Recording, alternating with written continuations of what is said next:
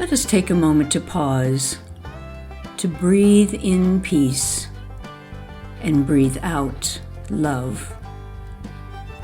Once again, breathe in peace and breathe out love. Everyone is a little Irish, said the tour guide, as we drove through the serene pastoral landscape of her countryside. And there was a great truth in his words. For the Irish were seafarers that went beyond the boundaries of a small but rugged island to explore the world.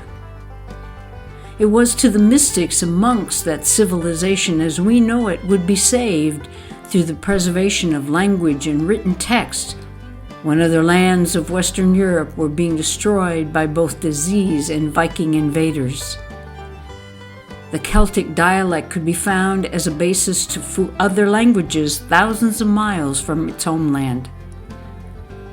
In quiet little monasteries, they sang the songs of their Druid and Christian heritage. They blessed each soul with the water from her sacred wells and built sturdy village churches to withstand the rugged landscape and the relentless winds that came from the ever-present strength of ocean winds. Ireland is a quiet landscape, iridescent when it shined and vibrant and alive when it rained.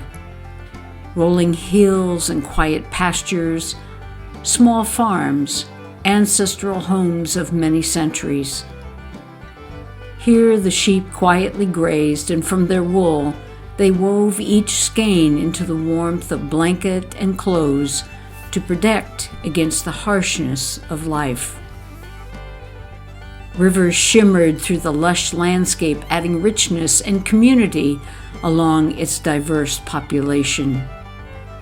And each river quietly connects Ireland's soul to the rhythm of the sea. The wealthy built castles while the everyday heart claimed the warm peat moss fires of the local pubs and clubs. Tucked into every village was the place of gathering, just as the small local church down the street.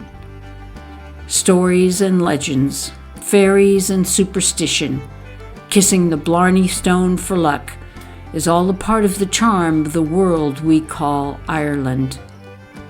It was a land that gave birth to poets and those who could see that within the harsh landscape was the narrative of humanity writ large.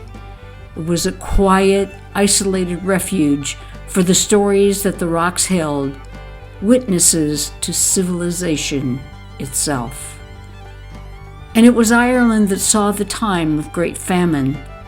Thousands of people died either in their homes or on the road to the promise of a better life. And they came largely to America. They brought with them music and dance, a quick wit, and a stout beer. It was all they had left from their gruesome ordeal. To this day, the hills bear the scars of the abandoned homes like tombstones in a quiet countryside graveyard, allowing the landscape to hold the memories of her people in her soil. Yes, it is true, we are all just a little bit Irish.